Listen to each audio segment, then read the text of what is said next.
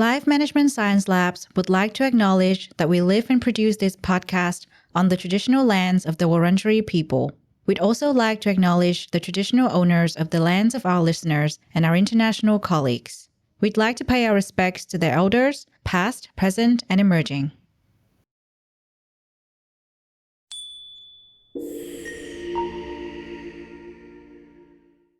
Hello, everyone, and welcome to Sero Boost, the Happiness Science Insights podcast produced by LMSL, the Life Management Science Labs. We're champions of life management science, providing structured insights informed by science and inspired by practice on key aspects of conscious living. Each week, we bring you scientific and practical insights on each element with the expert knowledge of professionals in the field. I'm your host, Lu Ngo, coming to your ears from Naarm, Melbourne, Australia. Let's learn together. Hello, everyone, and welcome back to the show with your host, Sabrina Oktavelia. Anxiety is a pretty common human experience, and it can overshadow our joyous moments in life and hinder our ability to fully engage in the present moment. In this episode, we'll examine the relationship between anxiety and happiness, exploring how this pervasive emotion can affect our capacity for experiencing joy on a day-to-day basis. And guiding us through this is licensed psychologist Dr. Ashley Smith, who is a sought-after specialist in the treatment of anxiety disorders, an outspoken advocate dedicated to changing the way we approach mental health and well-being. Ashley is the co-founder of Peak Mind, the Center for Psychological Strength, delivering highly engaging, impactful, science-backed training on employee mental health, well-being, and resilience. Additionally, she is the author behind the book The Way I See It, A Psychologist's Guide to a Happier Life. So a very warm welcome to Ashley. Nice to see you. Thank you. I'm so excited to be here and to be having this conversation. And before we begin, why don't you tell us a little bit more about yourself and what sparked your interest in specializing in anxiety? Absolutely. So, on the professional side, as you said, I'm a licensed clinical psychologist. I've specialized in the treatment of anxiety for 20 years now. And I began studying it in graduate school and was actually interested in the overlap between anxiety and happiness way back then. So, what I love about anxiety is it makes sense. We know a lot about the way anxiety works in the brain, and therefore we know a lot about what to do to help people. So I love getting to help people break free from anxiety, tap into courage, and live these big, bold lives. On the personal side, I have a rare degenerative retinal disease. So it's a condition that makes me legally and increasingly blind. And for a long time, I was able to really fake normal sight. And most people who knew me didn't even know I had a vision impairment. And then about 9 or 10 years ago, my vision loss progressed to the point where I had to stop driving. And for me, that was a really scary time. I didn't know what the future held. I was really, really scared and really sad. And I used all of the anxiety skills that I have, and they weren't quite enough. And so that's really what propelled me into the science of happiness, because I got to a point where I was so tired of feeling stuck and scared and miserable that I figured I don't know what else to do, but I'm a scientist at heart. So I'll just look to science to give me some answers. So I started to really learn everything I can about happiness. And over the years, have been able to get to the place where I am now, where I'm very comfortable with my vision. I'm not scared anymore. I'm not sad anymore. I'm living a happy life and chasing big goals and doing a lot of things. And then when I think about that and I think about my clinical expertise, it all just sort of comes together into this passion for helping people understand how their minds work, how our minds hold us back, and what to do to really to overcome that so that we can live a joyful life regardless of what gets thrown at us. So that's me in a nutshell. That's absolutely such a wonderful story. And it's very inspiring because I do believe that a lot of people are stuck, like in a ball of anxiety. And especially nowadays after COVID ended, and a lot of people, adolescents or teenagers, are transitioning from that COVID era back to reality. And going out in the world. And sometimes change is scary because we as humans are all still changing. And and it's not something that happened a while ago. It's something that has happened very recently. And the world is still changing. And I've seen a lot of people who are depressed and anxious about getting back to the outside world. So that is such an inspiring story, actually, because you are someone who have overcome such Mhm. an obstacle. Yeah.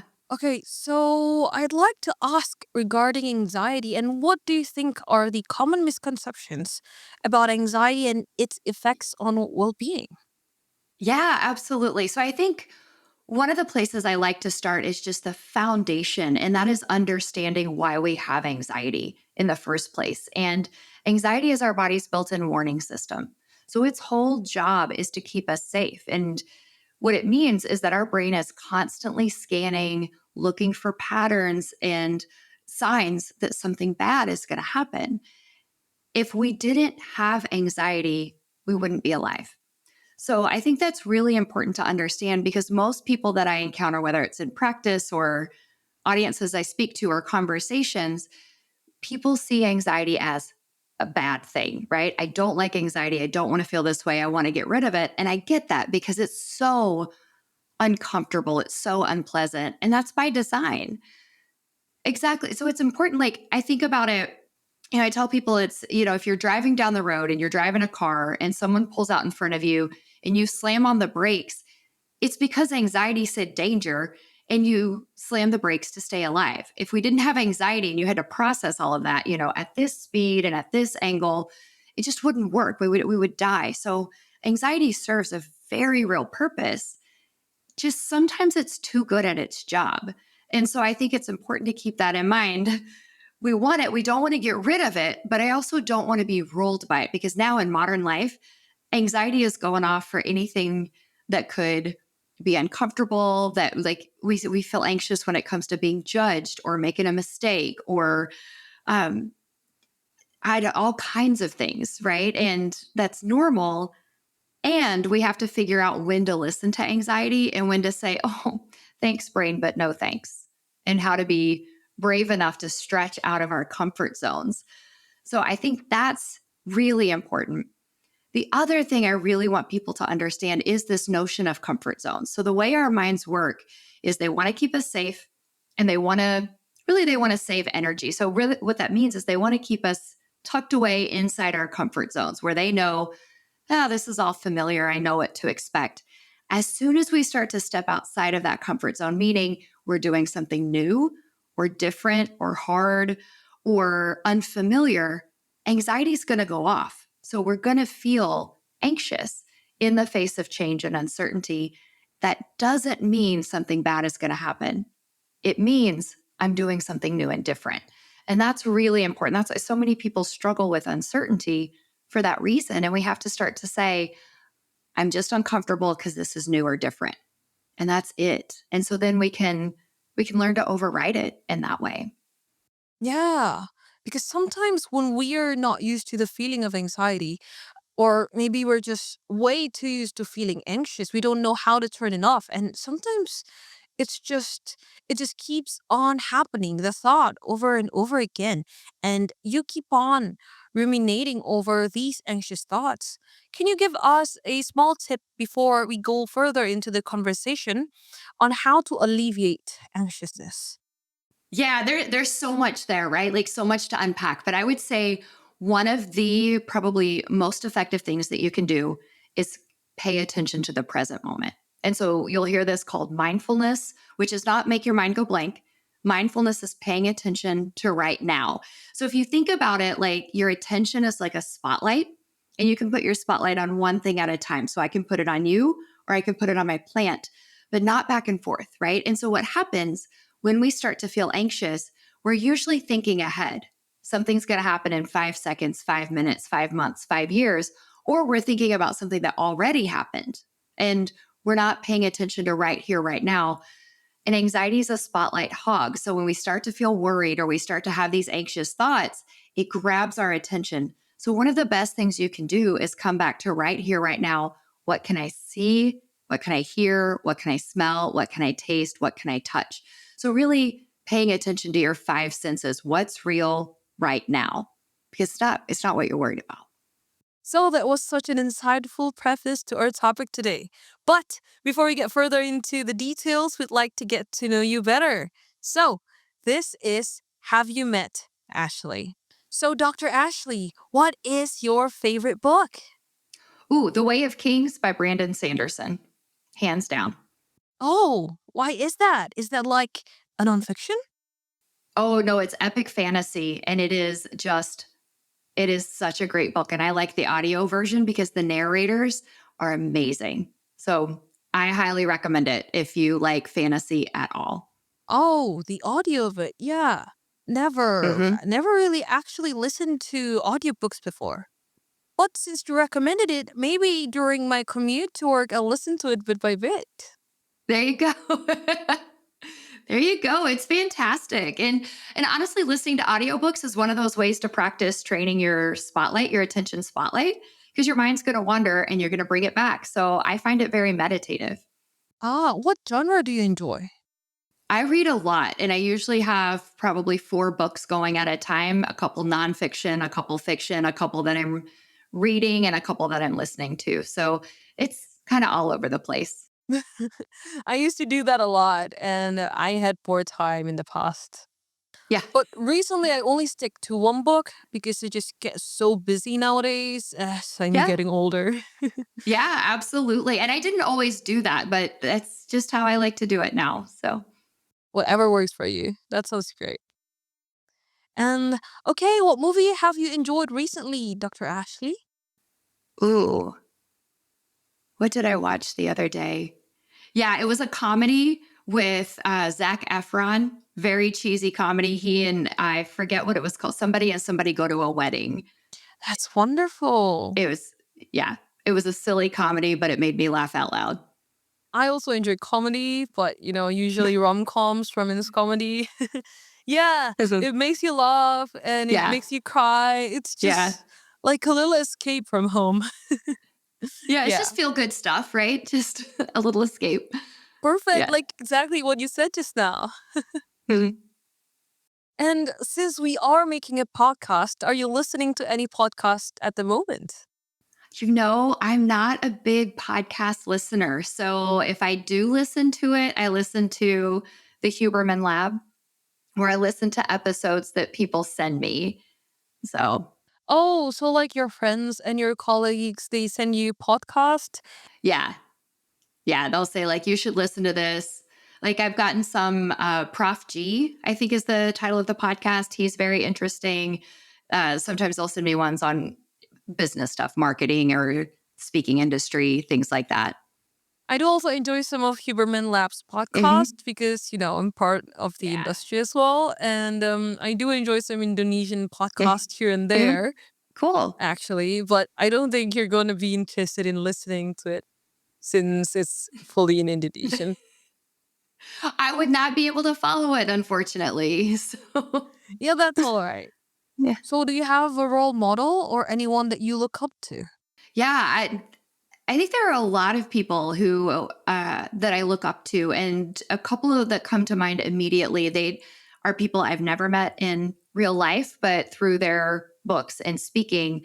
One is Tim Ferriss. So he's an author and a podcaster from the US, and he has a book called The 4 Hour Work Week. And when I read that, I don't know, 10, 12 years ago, and it was life changing to me in the sense of it introduced me to this concept called life design, which is essentially designing the life experience that you want. And so it was the first thing that made me question the way I was doing life and saying, do I have to do it this way? So that was really influential. And then the other one is a man named Isaac Lidsky. And I saw a TED talk that he did and then read his book. And he's someone who also has a vision impairment. He's blind, but has gone on to do things like get a law degree and clerk for Supreme Court justices and run a multi-million dollar businesses. So he's someone who's been very successful and is blind. And that was the first time I had encountered someone like that. And it was right at the time when I had stopped driving, and I was really afraid that my vision loss meant I wouldn't be able to be successful. I wouldn't be able to be in relationships with people. So he really gave me a lot of hope in a moment when I really needed it. That's really inspiring since it's not a lot of people who go through things that you are going through, especially vision loss after seeing the world for the entirety of your life. Yeah. And are you Yeah. is this something that is still ongoing? It is. I don't think I will go fully blind. No one else in my family has, but it is progressive. So every so often, my vision shifts a little bit. I'm well adapted, according to my doctors, and which means I fake sight really well. So a lot of people can't tell. I'm not able to drive. I can't read normal print. So I have a book that I can't quite read. So I read on like an electronic device. So there are some things that I struggle with, and I've had to adapt. But yeah, You have become someone who is adaptable, and that's wonderful. And I'd like to ask thank you. You're welcome. I'd like to ask regarding course though. Is there a course that has inspired you, maybe during your studies or any courses that you've gone through? Maybe for fun. It's a tough one because there are a lot of courses that I've taken that have influenced me, particularly it makes me think more on the educational side of becoming a psychologist. So I took a training at the Center for the Treatment and Study of Anxiety in Philadelphia years ago, which is some of the in the US, it's national leaders in the world of anxiety. And so I did an in-depth training there in treating OCD, and that was very influential. Um, Other ones like this is kind of way out of nowhere, but also I've taken some dance classes that I think were really influential. I would like to dance, and so certainly taking classes and that has been a really fun hobby. Ah, what kind of dance class do you enjoy? Currently, I mostly swing dancing, but I've done probably almost everything. Hmm. Swing dancing? Like Yeah, like the like one that's floating? oh no, swing dancing is it's like a partner dance. So think ballroom, like ballroom dance, and Ah, I was yeah, thinking about the yeah. overhead buddies, like floating Pilates, where you fly and float. You know what I mean? And swinging. Oh But yeah, no, I have not done that yet. so wonderful. And that was Have You Met Ashley? That was the section. And now we're going to deep dive into the topic and to the interview questions. Okay, so first and foremost, I'd like you to tell me how would you define happiness, Dr. Ashley? Yep. That is such a wonderful question, right? And I remember being in graduate school and I was working on my master's thesis, and I was sitting at a diner with my two best friends, and I was looking at the relationship between happiness and social anxiety in teenagers. And they asked me that question. They said, "Well, how are you defining happiness?" And I just sort of looked at them with this look on my face like, "What do you mean it's happiness? Everybody knows what that is." But it's actually really hard to define. So I think there's happy in the way people think about it, which is like this fleeting emotion that means I like what's going on here, right? I wouldn't change anything. I'm not uncomfortable. I like it. And I think that's actually more like pleasure or enjoyment. When I think about happiness, I think happiness is more of a satisfaction. Like I am content, I am satisfied with life. And that doesn't mean that it's perfect. It doesn't mean that there are no problems or even discomfort. Like sometimes discomfort or unhappiness is actually important to a happy life. And here's what I mean by that. Like, I did not enjoy writing my dissertation in graduate school. It sucked. It was not a fun process. Would I do it again? Hands down, because it was important for me being able to do what I want to do. And so I think really we need to think about happiness as broader. There's enjoyment, pleasure, meaning and purpose, and satisfaction. Yeah, and that is such a great definition of happiness. Mhm. And secondarily, what is your definition of anxiety? Anxiety is just a fear or an anticipation of something bad. That's how I think of anxiety. And so there's all the different words: worried, nervous, scared, panicked, uncomfortable, embarrassment's kind of like that. But I really think anxiety is just this feeling of of apprehension, this sense that something bad is going to happen. Like the fight or flight instincts that we have in our body, right? Yeah, that's absolutely it. When our anxiety system gets triggered, that's it. It's the fight or flight system. And I explain it to kids that it's like having a smoke detector in your house, and a smoke detector's job, right? It's the whole job is just to hang out till it detects smoke, which smoke means fire. And then it sounds the alarms, brah, brah, brah, and you run out of the house and put out the fire. But what if your smoke detector went off anytime you lit a candle or cooked or, because it's Wednesday, why not? Like at some point you would figure out, oh, that's a false alarm. That's not really danger. And that's kind of how I think about our fight or flight system. Sometimes it's working the way it's supposed to. And then a lot of times we get these false alarms. So we get all of these feelings of anxiety, all of these anxious thoughts. There's really nothing bad happening. So someone who is like too anxious all the time would be a faulty Hmm. smoke alarm detector that keeps Yep, running all the exactly. time. That's a really Hmm. great analogy because you can think about just like lighting a candle and a little smoke of something, and then the smoke alarm Exactly. just runs on like that.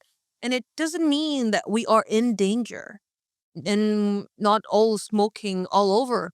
So, how do both anxiety and happiness manifest Gotcha. across various individuals? Yeah. So on the anxiety side, it can look different depending on what flavor of anxiety it is and on the person, their gender, their culture, their age. But in general, anxiety is going to show up either in our thoughts. So it tends to be a lot of oh no's and what ifs and it's never what if good stuff, right? It's not like what if this is amazing, it's what if bad stuff. So it can show up that way. It can show up in racing thoughts or rumination, and which is just chewing on negative thoughts. Anxiety can show up in our bodies too. So that sometimes that stomach aches or headaches or, heart pounding or feeling shaky or sweaty. And so different people experience it differently. Some people, they have really loud physical signals. So they feel it in their bodies. Some people, it's much more mental for them.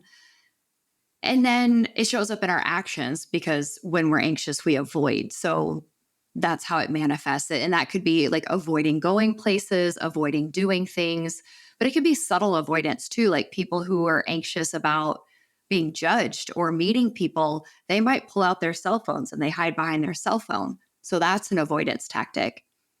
So almost always avoidance is a sign of anxiety. On the happiness side, I think that shows up a lot of different ways too, because there can be that happy that's high energy, excited, but also to your point, sometimes happy Hmm. feels like peace and serenity and sort of this deep settled feeling. And so, sometimes people really smile when they're happy, so you can see it in their face, they light up, and other times it's not so noticeable, but I think it shows up differently. Sometimes it's just within the contentness that you just said. And I caught on a word that a lot of people might know and some might not, which is rumination. Can you tell us a little bit more on how rumination takes effect on anxiety? Absolutely. Rumination is a really nasty mental habit. And a lot of people don't realize it's a habit, meaning it's something that we can stop doing. But rumination is something that tends to happen when it's really our brain's default. So if we're not actively engaged in something, uh, we tend to ruminate unless you've done a lot of brain training to stop it. But rumination is just chewing on negative thoughts. So if you've ever found yourself rehashing, so you're rehashing the same scenario over and over, that's ruminating. If you're worrying in loops, what if this, then I'll do that. What if this, then I'll do that's ruminating. And it really is it's the habit that really makes you at risk for both depression and anxiety. So those depressive disorders and anxiety disorders have that in common, that there is some sort of rumination process going on there. So just like something, maybe another word for that would be spiraling down and just keep on spiraling and not getting and not being able to get out of that whole thought. Yes. Yeah, you're absolutely right. That's how most people talk about it when I talk to patients, they'll say spiraling or like chewing on. And so, but I think spiraling is a really good way to think about rumination. And in what ways does anxiety affect our daily lives from work and relationships, just simply pleasures? Yeah. The thing is, anxiety is normal, right? As I said, every single person on this planet has anxiety, but it becomes a question of, is your anxiety or smoke detector working the way it's supposed to, or are you getting a lot of false alarms? So when anxiety is working the way it's supposed to, it's going to show up in certain situations, but it's probably not going to really hold you back. As it starts to get more intense or more severe, it can be, honestly, it can be debilitating. So, anxiety can show up in relationships in ways that it can keep people from even pursuing relationships because of fear of rejection or judgment. It can show up in terms of like perfectionism or people pleasing. That's a really common one that I hear. And that's a fear. That's a fear of saying or doing something and getting a negative reaction from someone. So it can really get in the way. It makes it hard for people to be vulnerable, to really open up and be authentic. So it keeps people professionally from going after jobs they want, asking for raises, having difficult conversations, being assertive. So anxiety can really wreck relationships. It can it it can get in the way of lifestyle. It can get in the way of professional achievement. It gets in the way of learning for kids in school. So really anxiety, depending on what form or flavor it is, how it's manifesting, it can really limit people. I've known people who are completely housebound, so they're not even able to leave their house because of anxiety. And then there are people who, on the surface, you'd look at them and you'd never be able to tell. And yet they're struggling so much. They're ruminating. They're not sleeping at night. They're, desperately unhappy and insecure. And that's all anxiety too. So, anxiety takes a lot of different forms and different ways for a lot of different people. Mhm. And I feel like those are a really great understanding on both what happiness and anxiety is. And I'd like to know more regarding about what Mhm. is the science behind anxiety and just what neurological and biological Yeah. factors contribute to Yeah. anxiety. So I like to think of when I'm trying to explain the brain science behind anxiety to people, I like to think of the caveman and the CEO. So where I'm going with this is our brain has lots of different parts, right? And the different parts are all connected and they do different things. And when it comes to anxiety, we have two parts that are really the stars here.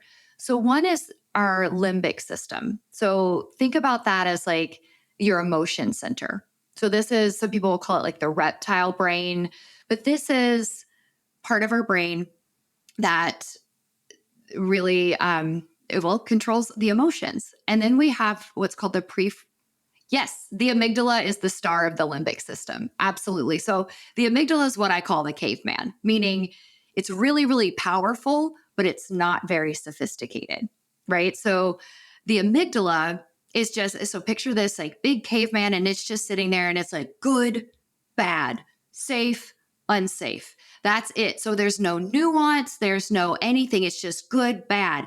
And when something happens that's bad, the caveman, sounds the alarm. So we get that whole fight or flight response in our body. So it triggers a cascade of chemicals and hormones, and you get all of those sensations: heart beating, sweating, dry mouth, shaking, yes, exactly. And then what the caveman does is it starts connecting dots. It's like, well, this was bad. That's like this. So that's bad now too. And that's like that. So now that's bad too. And so think of this like if you have a little kid and they get a shot, like an injection, and it hurts. So now they're scared of needles, but the doctor was wearing a white coat. So now if they see a doctor in a white coat, they're scared, even if there's no needle, because the caveman said, needles bad. White coats are like that, bad. So we have this going on in our brain. And then we also have this CEO or the prefrontal cortex. So this is the part that kind of, it's up front. It's the part that makes humans human. So this is where we can kind of think our way into anxiety. So if you start thinking, you know what, I have this big meeting at work tomorrow and I don't feel very prepared. And what if I get in there and I just completely bomb it? And then my boss is upset with me. And then I get fired. And then I can't pay my bills. And so the CEO might say, well, you know what? That could be bad. And then it calls on the caveman and it says, hey, caveman, hey, amygdala, I got some bad news here. And then we get the same fight or flight system. So what happens in our brain is everything comes in, everything we can see, hear, smell, taste, touch, everything going on inside our body. All of this information comes in and it goes to a part called the thalamus. And I think of that as Grand Central Station, which is just a big subway station here in the US, where it's like a central hub where all of these trains go out. So all of this information comes in. Yeah, the thalamus packages it all up and it sends it out to the caveman and the CEO to say, hey, check these out. Is there anything bad in here? Well, it gets to the caveman first. So if caveman says bad, bad, it's like game over. This is why you can't think your way out of anxiety sometime. Like, I'm afraid of bugs. I know it's not rational. I can tell myself a cricket is not going to hurt me all day long, but my caveman has decided bugs are bad. So if there's a bug, fight or flight response. So all this information goes out. And if the caveman doesn't say anything, and it's like, yeah, I don't see anything, but it gets to the CEO and the CEO is like, well, this could hurt you or this bad thing could happen, it sends it back. And then we get the adrenaline, we get cortisol, which is the stress hormone, and then that whole cascade of events happens. And I think that you explained that in layman's term absolutely wonderfully, because not a lot of people understand the concept of how interconnected our brain is, the amygdala, the prefrontal cortex, and the thalamus, and how it works within our brain and how it just manages our body, how we think, how everything just happens. Okay, I feel like that's a Thanks. really wonderful explanation regarding anxiety. And how does anxiety interact with our thoughts and emotions? Yeah. So, when you kind of understand these two pathways in the brain to anxiety, I think it opens up the door then to start to say, like, okay, what's going on here? What can I do? How can I start to change it?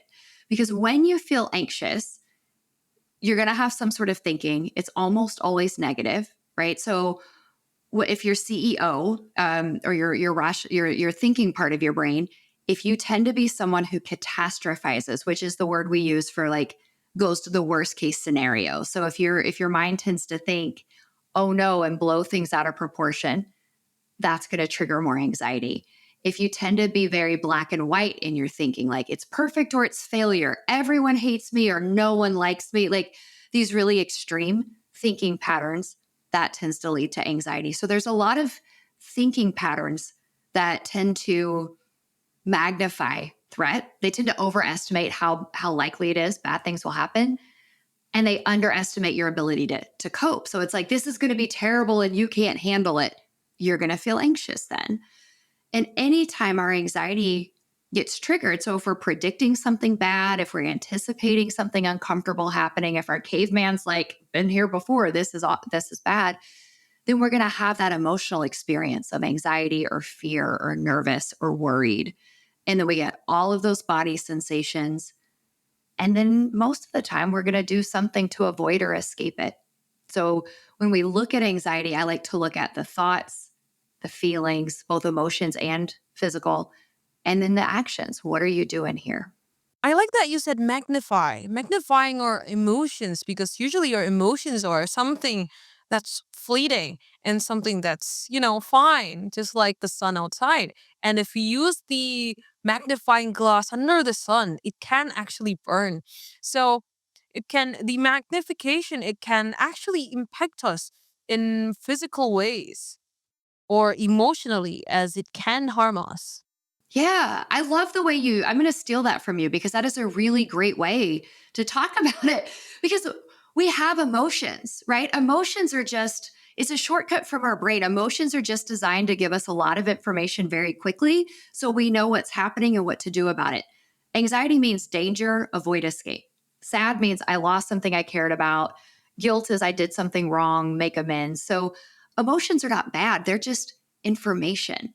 But when we think our way into it, right? There's like that magnifying glass with the sun, you can start a fire that way. But we think our way into it. And so I love to tell people, like, give the example of, okay, let's say it's raining. And I could say, it's raining, period.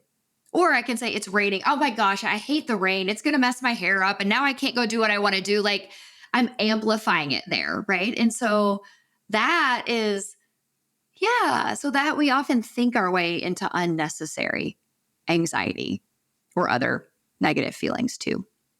If we keep on magnifying these emotions over and over again, it becomes bad because, sometimes it just starts from a simple fact. But then our brain just starts turning it and turning it into something that's much more than what it actually is. Because that's actually what makes us human and how we create those fiction and those stories within our heads. And that's how artists around the world, create art and the book and everything. Yes, that's actually I use those exact words. I say there are facts and then there are fictions, like all of the stories that our mind creates as it takes these facts and is like, let me just add to it. Let me tell you what this means or all of this stuff. So when we can focus on just the facts, that's actually another way to decrease anxiety and boost happiness is just the facts. And that's how artists around the world, create and make their art. And it can turn into something beautiful. But it's also a double edged sword as it can become something that's harmful for our body. Oh, I was gonna say it's also something we don't even realize that it's happening a lot. Like I know for me, when I had to stop driving, that was a fact. My vision deteriorated, period. I had to stop driving, period. But what was making me suffer was I just believed wholeheartedly the story my mind was telling me, which was you can't be independent, you can't be successful, and no one's gonna want to be with you. And I just took that as fact because I didn't realize at the time that was the fiction, right? That was just my mind creating a story. And to get to the point where I am now, I had to rewrite that story. And it took a lot of experience and experiments to get to that point to really prove it wrong and say, actually, I can do everything. I mean, I can't drive a car, but otherwise I'm living life independently and doing more things professionally than I ever thought I could do. So we have to really catch those stories and start to challenge them. And that's one of the biggest ways to break free from anxiety. And I would say to find happiness is to test that out, right? To say, is that a fact? It's not a fact. Let me see what happens. If we don't really take care of it the correct way, and sometimes for some people, it's something that occurs and even more because of genetics. And what do you think? What role does genetics, history, and environment play in the development of anxiety? Yeah, it seems like with anxiety disorders, at least half of it is genetic. And so it's a big role. And it's not just one gene. The last I saw there are a couple hundred genes that have been implicated. And so it's a very complex thing. And then what gets even cooler or kind of mind-blowing is there's a whole field of study called epigenetics where they're looking at how does environment and experience turn genes on and off.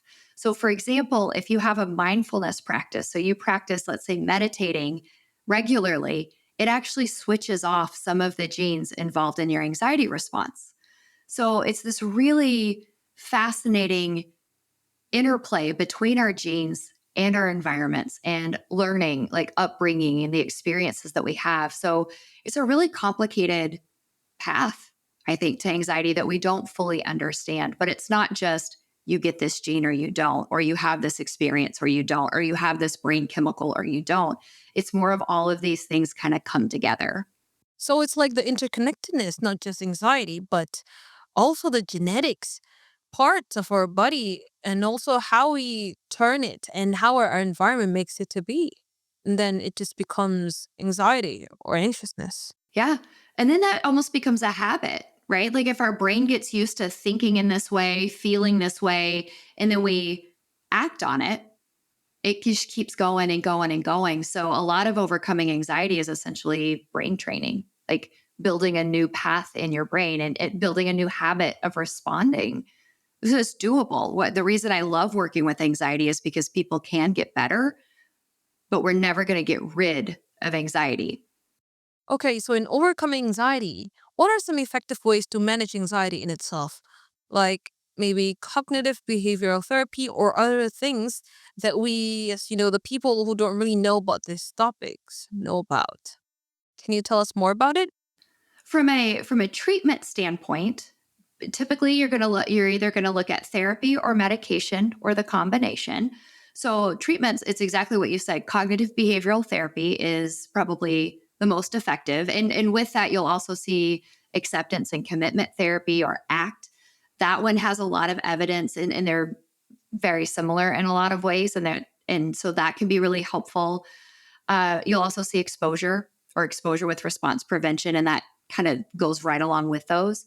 Medication wise, those are the antidepressants like SSRIs, like sertraline, which is Zoloft. And so that can help. If you're either not able to get access to treatment, or you want to try this on your own, we live in a really cool time in history where there is a lot of information available. So there's so much stuff on YouTube and blog posts and books and self-help courses that are out there that you can do to start to get these tools, which is super exciting. And so I'll give a plug for the Anxiety and Depression Association of America, which is adaa.org. They have a whole bunch of webinars and blog posts that are free, and they're credible. So it's really solid stuff. And then a lot of people who are affiliated with that organization have courses and books and podcasts and things like that. So if we kind of take it out of treatment and what are some things that you can start to do on your own, I would say there are four main camps of strategies. So one is the mindfulness that I've already talked about. Start working on your attention spotlight. So it's like get out of your head and start paying attention to just the facts right now. So that's a good one. The other one is to start to really question your thoughts. So I really talk to people about there's you and there's your anxiety. I talk about it like it's a separate being, it's a separate thing. And I want you to start to argue it, right? So, and this is a CEO strategy. So if your CEO is saying, oh my gosh, you're going to be late and everybody's going to be mad at you, I don't want you just to say, okay, you're right. I want you to start to argue it, like channel your best teenager and argue back. Like, what happened last time? How do you know that for sure? What else could happen? How bad would that really be? So when we start to use our logic to challenge and question it, that's a good strategy. When it comes to caveman based, so when our amygdala gets triggered, that fight or flight system's kicking in, you can try relaxation. This is why everybody says take a deep breath. That's fine. That's not going to hurt at all. So yeah, breathe in really slow, breathe out even slower. Awesome. But the most effective way is to train your caveman. So we can't reason with it, right? Because it doesn't speak English. It doesn't speak any language. It's just like good, bad. So we have to kind of take our caveman into a situation, let it throw its fit and kind of say like, see, it's fine. So this is the situation, or it's the case where actions speak louder than words. So like I mentioned being afraid of bugs. If I really want to stop being afraid of bugs, I have to go face it. I'm going to have to take my little amygdala into that situation with a bug, and it's going to be screaming, danger, danger, leave. And if I can stay brave and stay there, it's going to learn, oh, this isn't that bad. And if I do that over and over and over, it'll go, okay, bugs aren't bad anymore. Bugs are good. So that's a technique called exposure, or stepping out of your comfort zone, or facing your fears. It's the most effective way. Okay, I really love that you said that the most effective way is training your caveman. And in a sense, it's all something that's physical. And what role does physical activity play in reducing anxiety and improving our mental health? Yeah. So exercise is a really important strategy for well-being, right? Like I don't even really like to separate mental health from physical health because they're so intertwined. But exercise is one of those things that is so beneficial across the board, right? And there's really no side effects. And it's something that a lot of people don't get enough of. So exercise is really important because it's one of the things that does chill your amygdala out. Sleep, getting good sleep, getting good exercise, and then mindfulness. Those are things that will sort of chill your caveman out so it's not so reactive and jumpy. So that's great. There's some evidence to suggest that exercise helps your brain stop ruminating. So exercise helps you kind of like clear your head a little bit. And then I think there's probably a lot to do of just keeping your system in good shape. Your brain is part of your body. We have to take care of it like a physical organ. And so I think exercise is very, very important in terms of overall mental health and certainly for helping with anxiety. Yeah, despite its positive outcomes, many who suffer from anxiety and or depression experience cycles where their mental health deteriorates and hinders their ability to start and even just engage in physical activity and vice versa.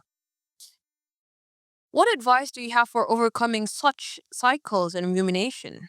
Yeah, my biggest advice is just do it. I'm going to sound like Nike there. Just do it, but start small. And if we look at it, anxiety is separate from your depression or your mind is I teach people, our minds they want to keep us safe, but they're lazy.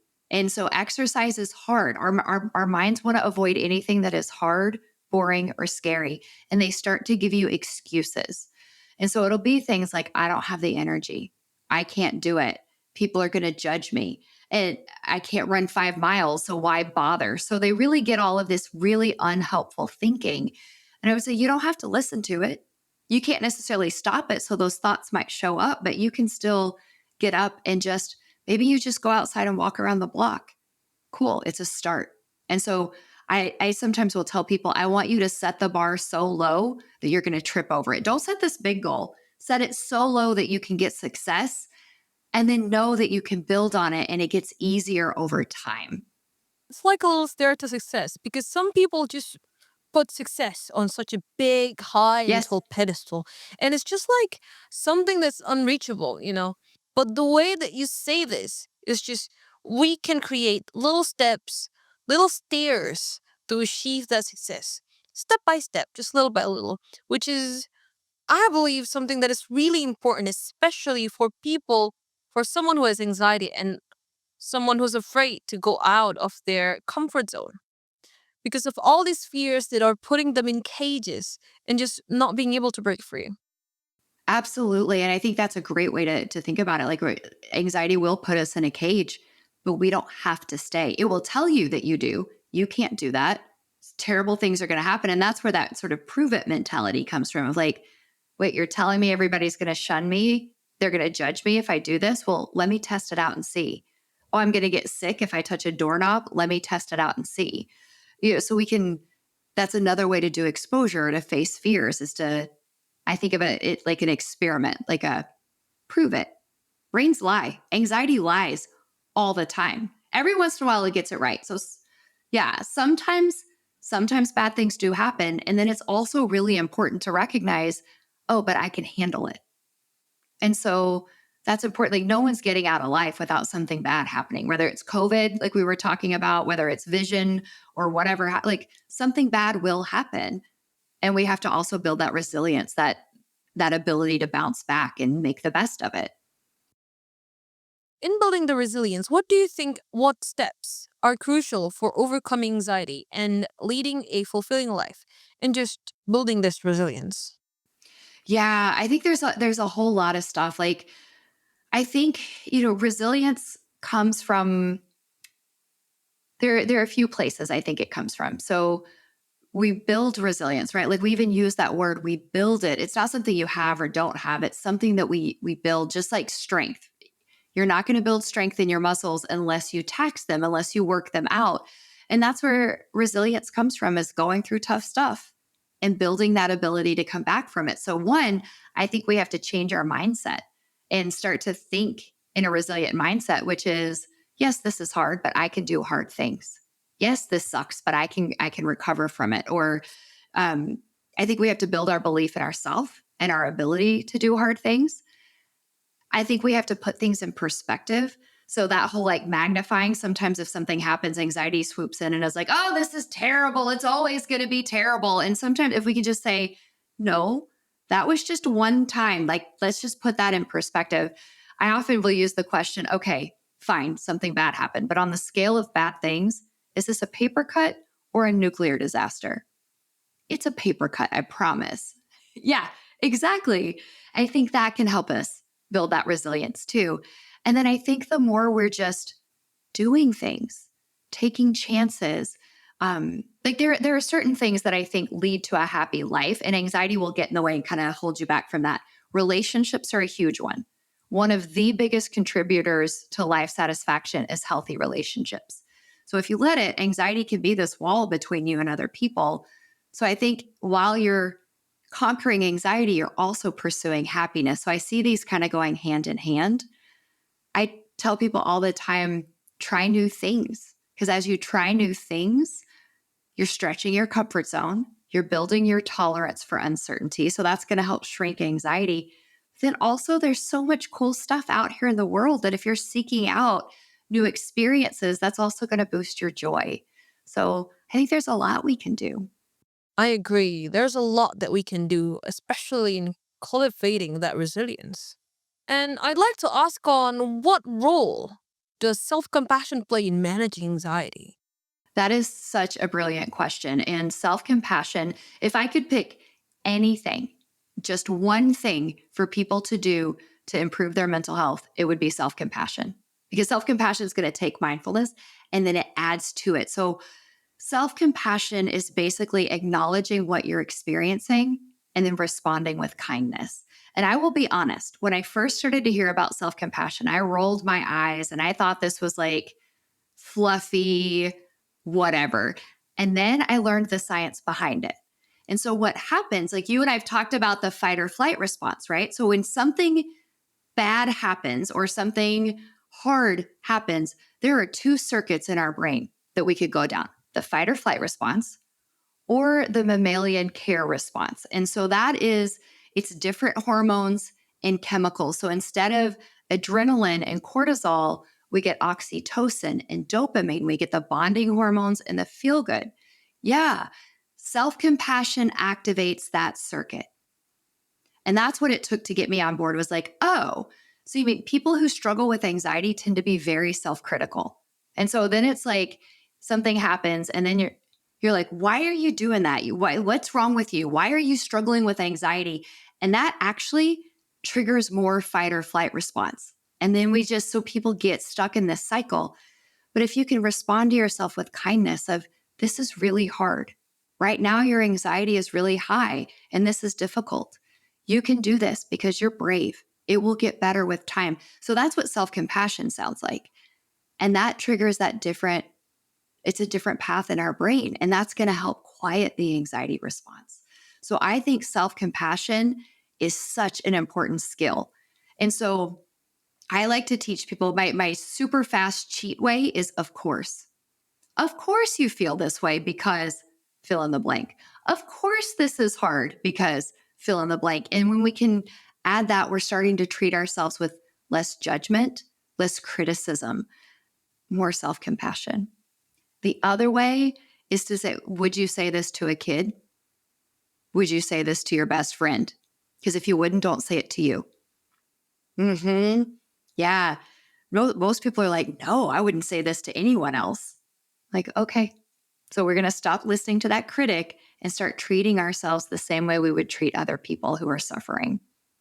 Yeah, because when we talk about self-compassion, or maybe the more common word for it is self-love, Mhm. people would think that it is something that is cringy, and they're just overly criticizing sometimes. And I do like that you say the word like, of course, this happens.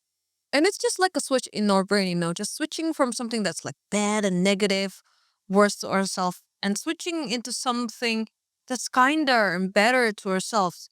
And not a lot of people are able to do that.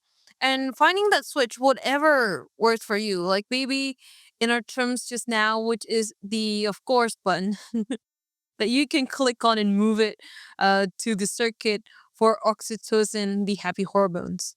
And just thinking about Yeah. switching it to, thinking of in terms of talking to a child or talking to our parents or our loved ones, and how we won't say these bad and Yeah. negative thoughts to them. It just Exactly. put things into perspective. And lastly, I'd like to ask, what is your best piece of advice for those who wish to better manage their anxiety, maybe for the people at home? Yeah. I think it would be the things that we've touched on: practice mindful self-compassion, face your fears. Those would be the two biggest things that I would encourage people to do. Okay, so let's talk about the practice and habits that's practical and what people can do. And what habits do you recommend practicing for someone who's managing anxiety? Just the main ones, other than the ones that you have mentioned. Yeah. So, a couple other things that I think would be great, especially from an anxiety and happiness standpoint. So, if I'm thinking both of those, I love a gratitude practice. And some people say, that's also kind of cheesy. There's a ton of science behind it. But if we think about our brains they naturally think negatively, right? They naturally notice negative stuff, they anticipate bad things. Gratitude is just trying to balance that out. So, and it does take work. So I think of it like what would happen if you went to the gym and you exercised, but you only lifted weights with your right arm. That arm would get really strong, right? But you do both of them. But that's how our brains are. They're like really good at negativity. Gratitude is practicing the other side. And so my favorite way to do this is an exercise called 3-2-1. And it's 3 good things that happened today, 2 things I'm looking forward to tomorrow, and 1 good thing about myself or 1 victory. And doing that, actually writing it out, that, especially if you do it consistently for about 3 or 4 weeks, you're going to start to train your brain to notice the good stuff and it's going to come easier. And then all of a sudden, things are more balanced. So I love that as a practical strategy. Okay, 3 good things that happened today, 2 things you're looking forward to, and what was the last one? 1 good thing about yourself. So, like a compliment to yourself or a victory for the day. Ah, so just highlighting 1 point of the day. So the 3-2-1 method. And what are the 3 good things about this practice that helps people just become more positive in life? Yeah, it really comes down to that countering that natural negativity bias. Because if you're moving through the world and you're just noticing all the bad stuff and you're remembering all the bad stuff and you're anticipating bad stuff, you're going to feel anxious or depressed or both. Right. So this practice helps us balance our thinking. And it's not, some people tell me, things really are bad. And I say, yes, I know. But even in the midst of the worst situations, we can find some sort of bright spot. It exists. And there's a lot of, um, one of my favorite stories was it was a podcast interview I heard on the Building Psychological Strength podcast. My business partner used to host that. And she interviewed a woman named Gerda Weissman Klein who survived the Holocaust. And this woman, Gerda says, no one talks about the good parts of the Holocaust. And I was floored. Like, what do you mean? And she goes on to say, that she had a friend who found a wild raspberry. And even though she was starving, she saved it and gave it to Gerda. And so there were she's not saying it wasn't that bad. She's saying, no, it was terrible. And there were bright spots. And I figure if Gerda can find one in the Holocaust, no matter what happens, I can find something. So I think it's really important to train our brains to notice the good stuff because they don't do it naturally.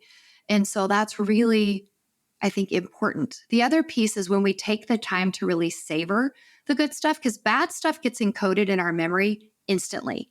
Positive things, yeah, it happens instantly. Positive things take 10 to 12 seconds to encode in our memory. So if you say like, oh, that was really nice, that's like 2 seconds. You have to really hold on to it and focus on it for at least 10 seconds, or it's like it never happened in our brains. So this gratitude practice, if writing it down helps you savor it, and savoring helps kind of magnify the good stuff. So it's a really important practice. I agree because nowadays, as people are addicted to their phones, including me, sometimes we take that for granted and like savoring the good things, as you said, because we take pleasure in these dopamine hits and taking pleasures or just simply existing, just simply breathing, something that we don't really do as often anymore. And I think that puts into perspective on why people are more anxious nowadays because you said Absolutely. good things takes time for us to process. How do you usually practice this 3-2-1 method yourself? Yeah. Do you do it every day? Mhm. Yeah. I mean, I think There's a lot of different ways to do gratitude practice. This is just my favorite, but usually I ask people to do it daily. You could do it. I mean, it is thinking as a habit. A lot of people struggle to really get that. Thinking is a habit. So it's just like if you bite your nails, you have to be really consistent, right? You have to catch it and correct it every time. It's the same thing with negativity. So you have to catch, oh, that's my mind being negative, and balance it. And so it takes repetition. So I have a lot of people that are like, I did a 3-2-1. Sometimes it's really hard. It might take 20 minutes to come up with something. I just look at that as cool. Your brain just got a 20-minute workout. Awesome. But people will think, well, I did it once and nothing happened. I'm like, well, if you go to the gym one time, you're not buff, you're not strong, right? It's a daily practice that we have to keep going. It's the same thing with courage. If you're going to face fears, do it a lot, because the more you do it, the better you get at it. So you can build courage, and that will shrink anxiety. If you're going to practice mindfulness, controlling your attention spotlight, yeah, do it daily, but do it all the time if you can. When you notice you're in your head, bring it back. Every time you do, it's like doing a bicep curl. Your brain's getting a workout. Yeah, I like that you said that our brain is actually getting a workout, because that not a lot of people do that on a daily basis, but when once you get used to it, it's just something that happens naturally in your brain, and you just get more and more grateful in life. And you just see much more better things in life, because I was also in a place where I couldn't see the good things. And I just started writing in a little book that I had. And that little book, actually, I call it my gratitude book, just writing the good things in life to the people that I love, and just be grateful for what impact they have in my life. And then it just shifted my perspective to be someone who's more grateful and to have more gratitude in life and just be happier in general. Yeah, it's really interesting. Most people seem to have this belief that happiness comes from the outside. If I get this thing, then I'll be happy. If I get this promotion or this job or this relationship. And that's not the case. Happiness that comes from outside sources, it's going to be fleeting. You get used to it, right? So it's kind of like the happy wears off and we go back to baseline. True happiness is going to come from within. It's not about what happens to you. It's about how you think about things. And are you grateful? Are you doing the things that line up with what's important to you? Are you spending your time in a way that matters? Those things are going to do more for your happiness. Mm-hmm. Because there are people in this world who are surrounded by good things, and they just can't seem to be appreciative or grateful in what they have. Because as you said, happiness comes from within. So it also happens the other way around, where we cannot depend on someone to provide us with happiness, because people can also change. People get tired, and you can't just rely on that. Because as you said, happiness comes from within, right? And so it also happens the other way around, as we cannot depend on someone else to provide us with happiness, because people also change and people get tired of you, and you can't just rely on that person alone. And I like that you keep saying that we need to exercise. We need to exercise our brain to have that inner happiness that self compassion is. And I feel like eventually you're also going to be infectious to other people when you're happy, and just share that happiness within.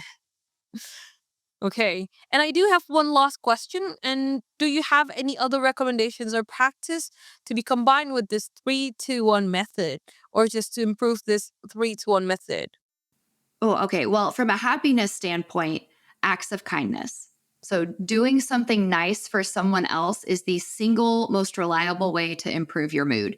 If you're in a bad mood, go do something nice for someone else. You're going to get a boost of happiness. They get a boost of happiness. And if anybody else witnesses it, they get a boost of happiness too. So, that's something I think could be really important. Now, anxiety will get in the way. Don't say that. That's weird. And in which case, then you're also tuning anxiety out, and you're saying you're not the boss of me. Watch me do it. And so there's an added bonus there. But I think that would be a really important practice too. That sounds great. Acts of kindness and the 3-2-1 practice sounds like something that goes hand in hand. Mm-hmm. Perfect. And now we can go to our open mic session here where Dr. Ashley, you can have the chance to talk about anything. And I mean, like, absolutely anything. It doesn't have to be related to the topic. And it can actually be related to the topic. It's up to you. And the stage is yours. Yeah, well, I would love to take this as an opportunity to really to promote. I have a new book that came out a couple months ago, and it's called "The Way I See It: A Psychologist's Guide to a Happier Life," and it is short chapters, like 4 pages. It'll take you 5 to 10 minutes max to read it, but they're little tidbits on how our minds work and how to deal with difficult emotions and how to have good relationships and how to handle hard things and how to ultimately find happiness. And so it really is just my hope is that people can pick it up and you can read it out of order and just take something away to shift your mindset and to start to live a big, bold life. If not my book, I would encourage a couple other books or in addition to, but I think everybody should read either The Happiness Trap by Russ Harris or A Liberated Mind by Stephen Hayes. Those are both fantastic. They're guides for here's how our minds work and why we suffer so much and why we don't have to.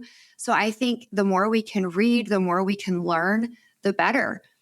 I wish everybody had the same knowledge about how our minds work as I do, because I think when you know that, your life experience can change. And I want people to suffer less. And I think the key to that is understanding these minds, they're amazing, but they weren't designed for happiness. They were designed for survival. So the more you know, the better.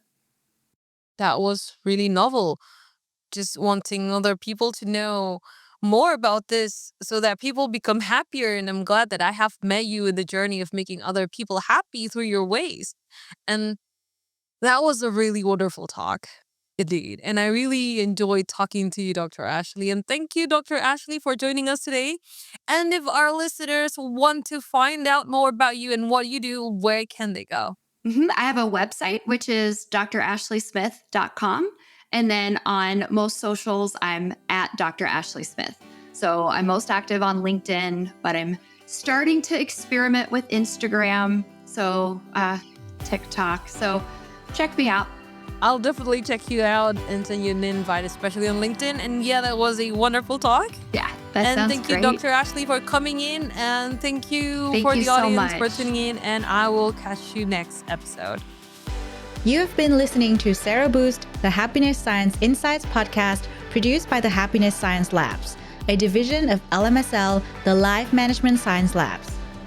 More episodes are available from 10 life management perspectives and can be found by searching LMSL on Apple Podcast, Google Podcast, Spotify, YouTube, and other podcasting apps available on your devices. If you enjoyed this episode, please rate, share, and subscribe to our channel so that other people can find it and we can continue to provide quality content. More of our work can be found on our website, ha.lmsl.net, where you can join our movement. I'm Lu Ngo. Thanks for tuning in.